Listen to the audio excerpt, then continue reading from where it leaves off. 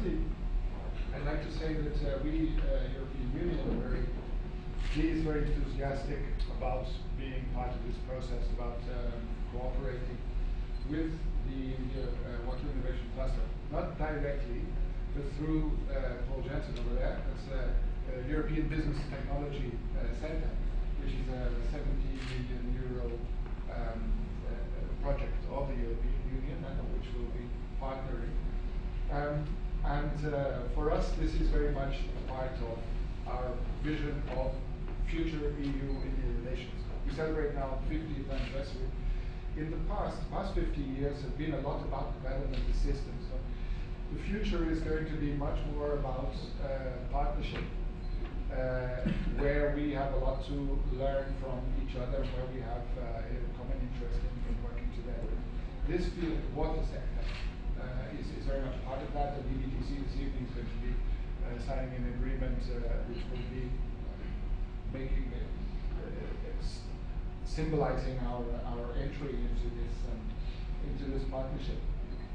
A couple of words on some of the themes that you brought out. One is, we're very pleased to see in the 12th five-year plan the water regulatory authorities promoted for each state. We've done a lot of work with Rajasthan. We have a big project with Rajasthan in the field of water. We know exactly how difficult it is politically to work in this field. The Water Regulatory Authority, we've been discussing with the authorities of Rajasthan for years. We've got elections coming up now. So after elections, these are facts of life which it's not worth lamenting.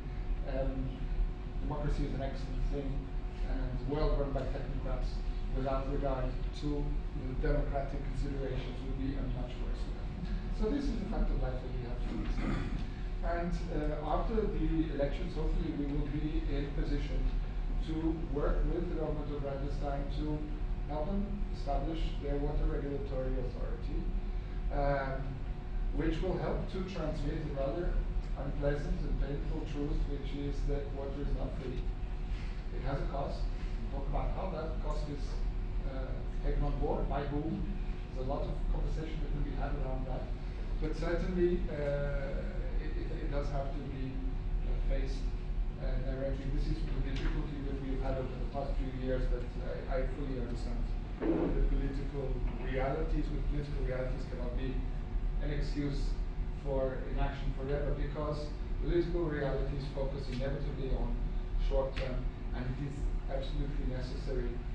Montexting Alwalia, with whom I was in another event yesterday, being recently quoted as saying, good economics can also be good politics. I understand that above all in the long term, and we have to help political decision makers to be in a position where they can focus on the long term and not on the short term.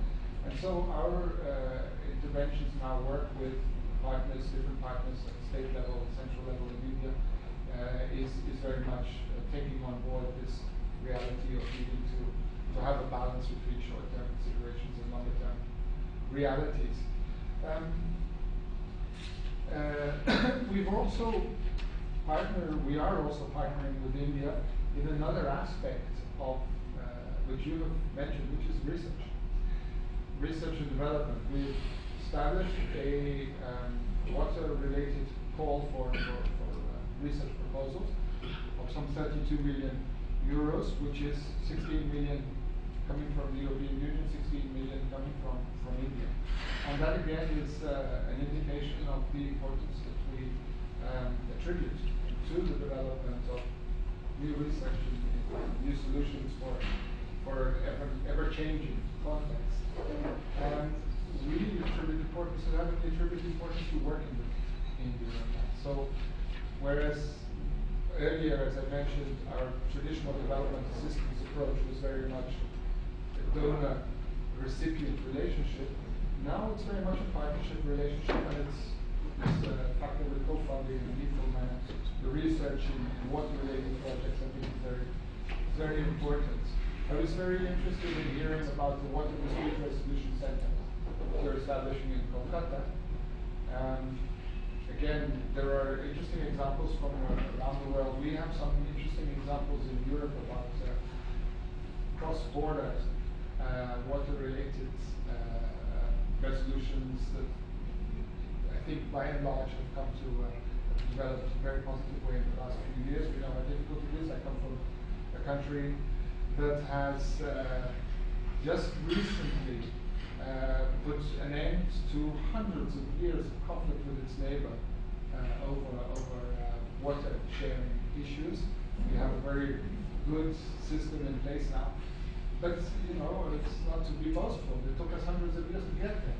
So I very much hope that, you know, we can work with the center in Kolkata to ensure that you don't have to go through hundreds of years of sorting out problems with Bangladesh, or indeed that the center can be of help for places around the world. So congratulations, and we are extremely interested in working with you.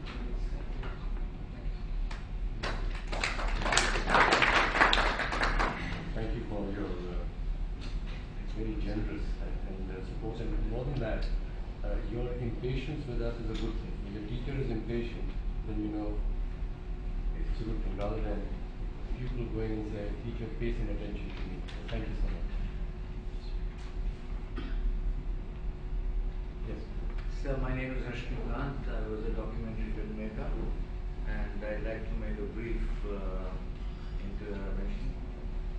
However uninformed it may be, but it's more towards Ms. Sumaira. You know, Gandhi said during the freedom movement that whenever you have to take a decision, think of what is the impact it will have on the poorest of the poor. It's very easy to say for somebody from the EU or from somebody sitting in that part of the world to say there is no free lunch, and we need to understand that there should be no free water. I do understand the logic for it. For example, people did not understand the logic of Nehru building steel plants and infrastructure in the 60s and 70s. We don't need to do that today because there's enough capital today, enough people in the private sector who are doing this today. But I don't know how many of you have actually been to the villages of Orissa, where a woman has to take a child for 4 kilometers to give him another drop of water. A state as prosperous as Punjab even today has more malnutrition deaths today because of non-hygienic water. And it is the responsibility of the state till the time the PPP model or any other technological model comes.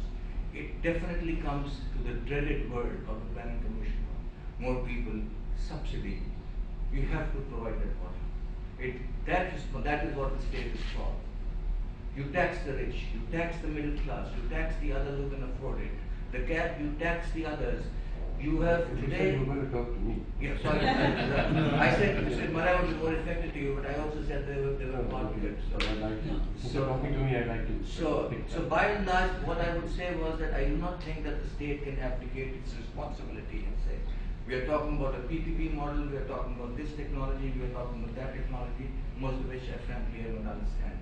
But the fact of the matter is that till the time you are able to get water to each village, to each Indian, through any particular model, the responsibility of that lies with the state. I'm not saying the central government, it's the civic authorities. You keep saying civil society, I think the most appropriate would be civic society. Civil society has been a much abused word recently. Civic society is probably more appropriate now. So that I take the point very well, yeah. that the state is ultimately responsible to ensure that people have their basic needs, whether they can pay for them or not. Water is clearly one of those. Okay? That's it. Now we're finding solutions to ensure that people get their basic needs, even when they cannot pay for them. We have to find ways to innovative models to be able to deliver to them their basic needs, even when they cannot pay for them. And that's what we're searching for. So be assured, we are not going to charge people for things that they can't pay for, and we want to assure people that they will get their basic needs. Good, clean water, adequate for the basic human needs that have been defined. As long as it is within the parameters of thought of an organization like the Planning Committee, it is certainly the Planning Commission, certainly a very reassuring thing. But that was not something that I saw in the... No. They're part of the solution. These are going to manage the water or be the person assuring water to the poorest people. We have to assure. But we need solutions, and we need this collaboration. That's it. That's the spirit. So. in the Please, sir. in the context of the observations made by the Excellency European Union, we can make good economics, good politics also, because of the very strategy of this cluster. We find technical solutions. The formula for making good economics to good politics is productivity. If you improve productivity, everybody benefits. So when everybody benefits, there is no question of politics at all. So automatically it is taken care of. And the very fact that we are in different locations and the challenges are different in different places, when you come with a menu of technical solutions, we can find the match, applying the basic principle, whether it satisfies the productivity challenge. That's the way we are going to solve the issues, resolve the issues. Yes, you. Well, let me first start by saying that the concept of the Water Innovation Cluster is a very impressive one, because it's one of the first time